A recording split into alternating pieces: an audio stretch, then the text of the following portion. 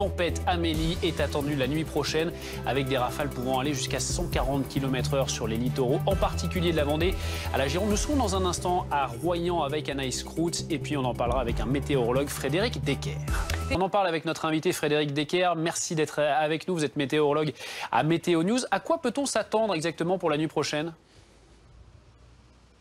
On peut s'attendre donc à un renforcement des vents très net à partir de 2-3 heures du matin, surtout sur toute la façade atlantique, mais surtout entre la Vendée et le littoral aquitain. Des rafales qui pourront atteindre les 120-130 km/h, voire localement sur les caps exposés jusqu'à 140 km/h. Dans l'intérieur de ces départements, on sera plutôt autour de 100 km/h en rafale, localement 110.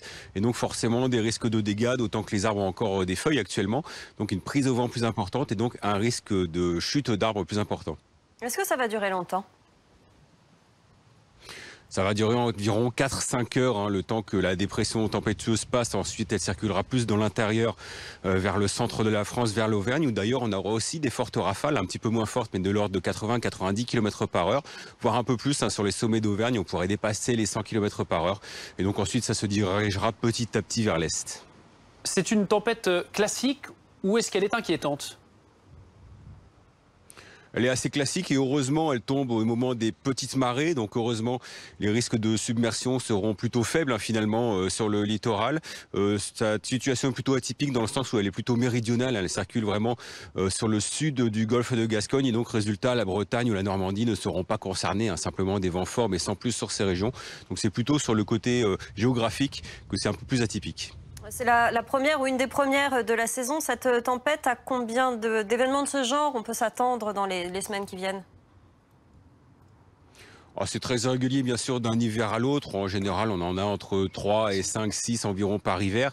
Des hivers sont parfois beaucoup plus tempétueux, comme l'hiver 2014. On avait vraiment eu beaucoup de coups de vent et de tempêtes tout au long de l'hiver.